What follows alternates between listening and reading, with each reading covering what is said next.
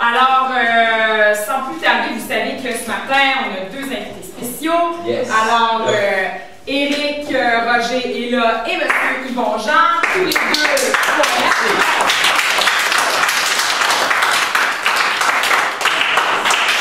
Alors, ils vont vous parler de beaucoup de choses, leur expérience de la vie, leur expérience au niveau de la poésie. Ils vont vous faire aussi travailler, vous allez participer, ça va de soi.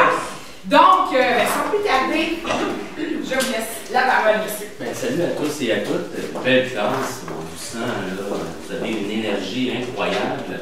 Oui, aujourd'hui, c'est notre deuxième journée ici même à l'école secondaire Leblanc. Et on adore ça. Et on est ici pour vous parler de poésie et de slam. On a un parcours différent, mais qui se ressemble. Les liens s'installent toujours en poésie et en musique, parce qu'on fait de la poésie aussi avec des musiques. On va vous lire des trucs avec des musiques et des ambiances sonores pour essayer de changer l'aspect de la poésie un petit peu. On a les jeunes, j'en suis persuadé, vous pensez que les poètes, c'est des gens qui se sont abandonnés dans les siècles précédents, puis tout ça. Et on va vous montrer que c'est vraiment le contraire. La poésie est très vivante, urbaine, trash même, quelque part, et puis la poésie aussi est très vivante au Québec. Il y a même une espèce d'effervescence en ce moment. Merci d'être là. Oui, on fait plein de projets ensemble. Je vais vous parler du parcours poétique de vie, qui est assez similaire dans mon cas. Une drôle d'histoire. J'ai été élevé à Laval aussi, je vous montrerai ça tout à l'heure. Ouais. On va commencer avec quelques on est là pour partager quelques lignes de poésie. Oui, on est là pour partager nos poésies aussi et vous parler de notre parcours puis tout ça. Et le but de cet atelier, le but premier, c'est l'importance de toujours croire en ses rêves. Et aussi, nous, à notre façon, quand on était plus jeunes, on a vécu beaucoup d'intimidation aussi au secondaire. Donc, ça nous rappelle plein de souvenirs. De ce qui ici, chez Edmond. Alors, on vous fait découvrir nos premiers textes, nos premiers débats. J'ai fait en 1995 un recueil qui s'appelle 5 imaginations, que j'ai fait avec mes propres moyens. C'est un rêve que j'ai réalisé. J'ai eu une bourse de 500 $, et ça grâce au programme Jeunes volontaires qui existe tout le temps. Je suis certain qu'il y a des gens qui ont 18 ans ici qui s'en vont tranquillement à cet âge-là. C'est un projet Jeunes volontaires très intéressant qui s'adresse aux musiciens, aux poètes, des gens de théâtre aussi. C'est consacré aux 18-30 et ça s'appelle Jeunes volontaires. Je vous invite aussi à noter. On va vous parler aussi de poètes, les poètes contemporains, les poètes actuels. Et s'il y a des choses qui vous intéressent, vous serez bien les noter. Ça vous tente de présenter un projet éventuellement, parce que je suis sûr et certain qu'il y a des talents cachés ancrés à même fond de vous. J'en suis persuadé. Ça s'appelle Jeunes volontaires. Et grâce à eux, en 1995, j'ai réalisé ce premier recueil. Ce premier recueil s'appelle 5 imaginations. Et j'ai fondé en même temps les éditions Main Blanche. Et avec les éditions Main Blanche, j'ai fait 2 recueils. On y va, en musique et en poésie.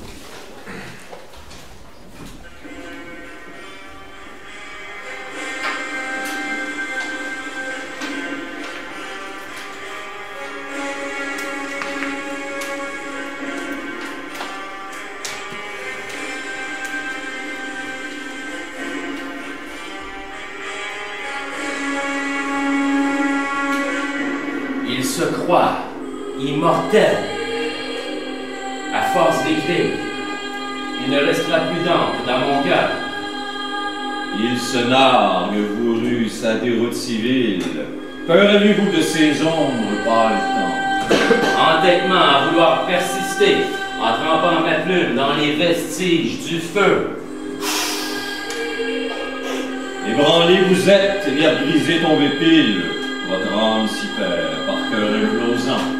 À force d'écrire, je m'engagerai alors dans une lutte continuelle, un combat à n'en plus finir, impliquant les formes des mots et l'ironie du sort de ce savoir poète.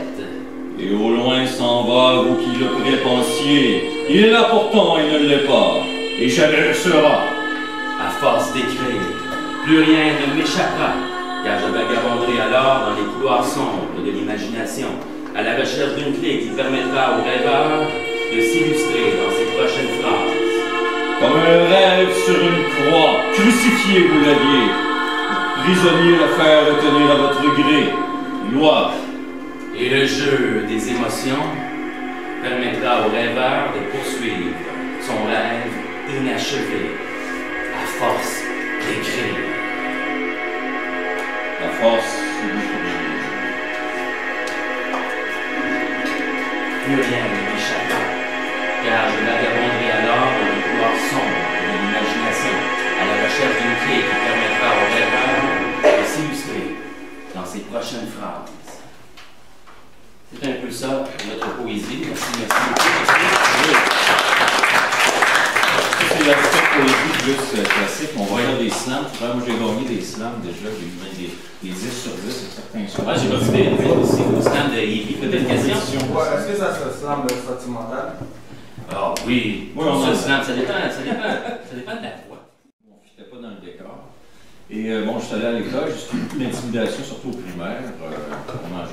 Je jouais pas au sport, j'étais plutôt frêle et maigre. J'allais me cacher en arrière des arbres pendant la récréation. Exemple, au secondaire, j'ai jamais été à la cafétéria une seule fois de ma vie. Tu sais. Même ici, ça fait drôle d'avoir une cafétéria. Mais la poésie était... J'allais marcher dans le bois dehors, j'avais pas d'amis. Bon, j'étais lunatique, pas de blonde évidemment. Donc, ça va ensemble. Donc ça te touche un peu de te retrouver ici. Oui, mais ça fait bizarre de retourner à l'école. J'ai d'autres ateliers il y a 3 ans aussi. Donc,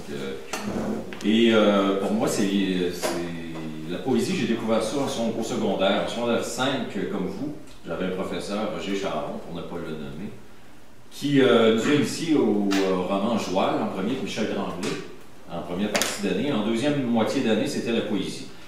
Il nous a initiés à Émile Nelligan, évidemment, dont vous avez sûrement entendu parler, Émile Nelligan, qui est une de mes idoles. Et j'avais écrit un poème, c'était un travail de fin d'année, en secondaire 5. On devait écrire un poème qui comptait pour la moitié de la note de la deuxième moitié de l'année.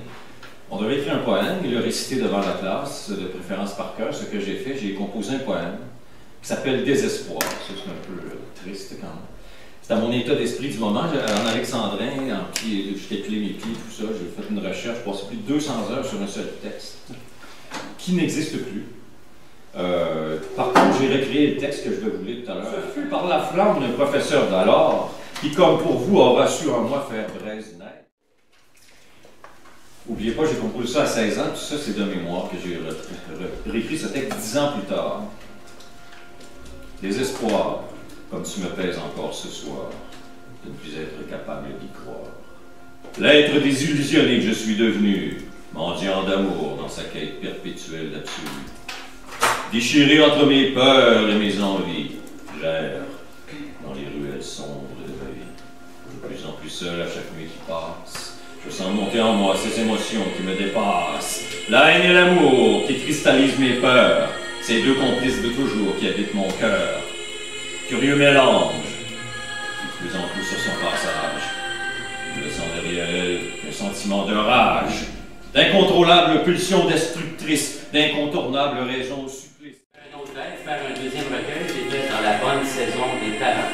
Toujours aux éditions Main Blanche. Voici un extrait de ce recueil. Voici Mégalomanie. Ma peau n'est bonne que pour les fantômes. Mon cœur, lui, s'accroche aux hameçons. Mon crâne peut aussi bien servir de décor. Mes os sont bons pour les chiens. Et mon âme, on peut la jeter à la poubelle. Ensuite s'en servir comme prétexte lorsque les vagabonds gratteront le fond de la poubelle. Moi, j'étais un ancien décrocheur. J'ai décroché en secondaire 4. Et après, je me suis raccroché. Je suis allé à l'éducation aux adultes. Grâce à Yvon, qui fait un travail depuis... je te félicite en passant pour cette sobriété. Il sort depuis 2 ans déjà? 337 jours. 337 jours, 1 an. Bravo, on l'applaudit en passant. Je ne sais pas qui l'a dit, là, mais nos seuls vrais rêves sont nos rêves d'adolescents. Tout le reste, c'est pour avoir un standing dans la vie, avoir une belle maison, un beau char, tout ça. Mais nos vrais rêves, c'est quand on est adolescent. Maintenant, je les vis. J'ai décidé de les vivre. Moi, je viens de Saint-Henri, Plémar, le sud-ouest. J'ai grandi là, dans ce coin-là. Donc, je suis le poète du sud-ouest, on me surnomme comme ça, le poète de Plémar. N'oubliez pas d'écrire quelques lignes, c'est très important. À la fin, on va faire un beau poème. Là, il va être beau, ça, c'est sûr. Oui, c'est ça, on va le dire. On va faire de musique, tout ça, on fait ça pour vous. Puis Nelligan, c'est un personnage, un poète important du Québec.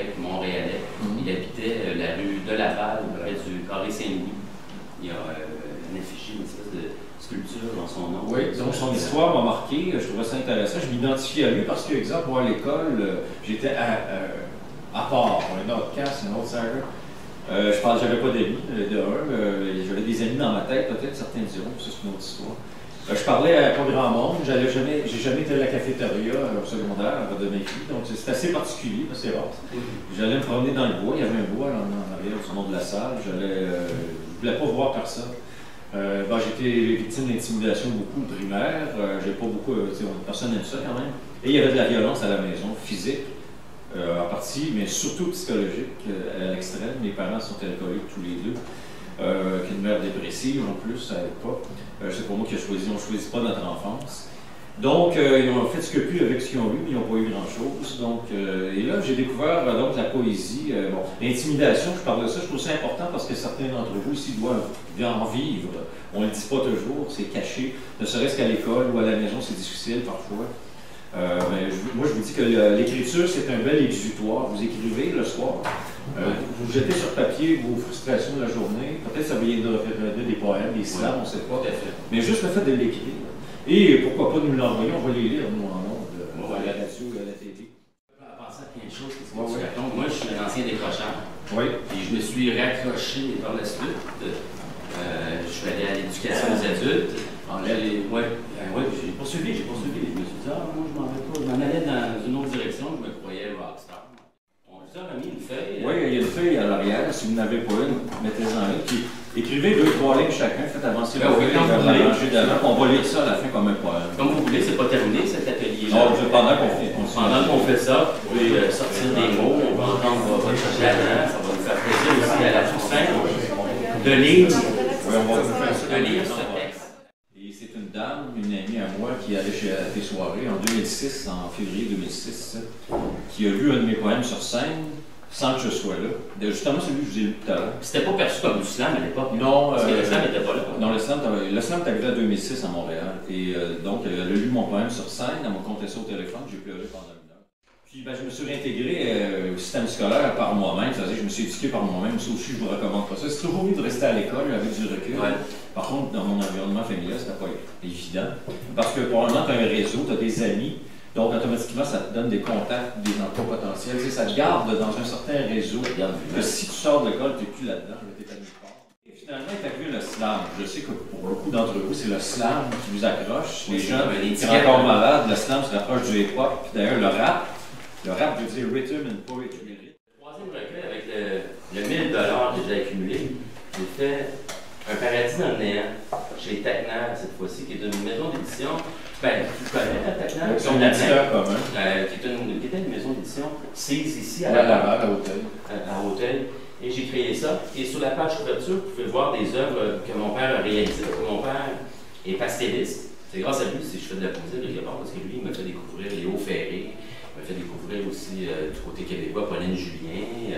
Et moi, j'entendais ça, cette poésie-là, bien vivante, de Gilles Vigneault aussi, tout ça. Et c'était en moi, quelque part, mais j'étais pas prêt, tout jeune. Mais c'est drôle à dire, mon premier texte écrit, à 8 ans. Oui, c'est un conte. C'était un conte.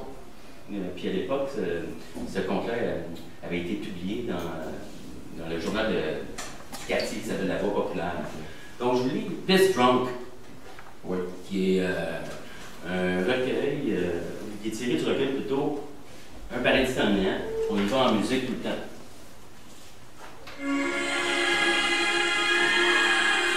Piss Drunk. Dans le Nowhere Land, le futur m'interpelle. Chaque geste et prière en soi. Ma force mentale est trop lourde pour mon cœur. Je communique souvent avec une région abandonnée de moi-même. L'esprit me recommande la prison de mon âme. Beaucoup d'ennuis sont révélés avant qu'on les approche.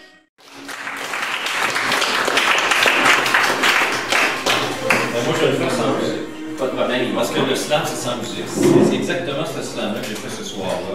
Très nerveux. Et c'était l'apothéose. Les arrivistes. Oui, vas-y, c'est une question, oui. Ça, c'est des livres que vous avez écrits?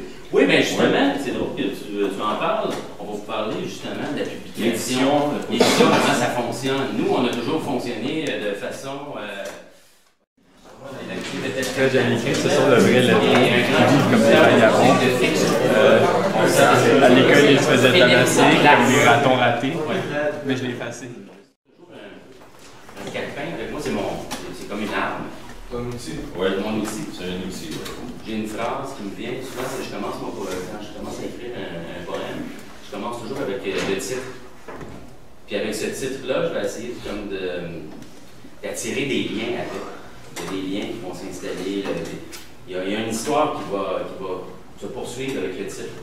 Moi, je travaille de cette façon-là. Toi, Yvon, tu travailles comment? Oui, ben c'est différent. Souvent, j'ai une émotion, un titre, un sujet dont je veux parler. Ça prend des semaines. Là, je m'assis, je commence à écrire. Je ne sais même pas ce que je vais écrire la première phrase. À partir des 2 ou 3 premières phrases, là, il faut que tu canalises cette énergie-là. Il y a des fois qui écrivent un poème sur des semaines. Moi, je trouve qu'il faut l'écrire la journée même. C'est important. Sinon ça perd de l'énergie. On va finir avec des idées. On va essayer quelque chose qu'on tente. On essaie. Des fois, l'écriture n'est pas facile à lire. Non, oui. Mais ça demande comme ça. Tu as passé vos phrases, c'est un cadavre exquis qu'on a fait ensemble aujourd'hui. Alors, vos esprits étaient réunis, vos esprits étaient là, avec les esprits de moi et Yvon. Alors, allons-y. Être ou ne pas être, telle est la question. Vivre les yeux fermés dans l'obscurité, fermer les yeux à la vie. Se conformer à un dictionnaire pour être ordinaire. À quoi ça rime d'être sur l'hymne national? Tes lacets sont détachés. Va donc les rattacher. Et en plus, la mort te colournée. Va donc te coucher. Écrire, produire, copier, corriger. Tout le monde se fie à la norme.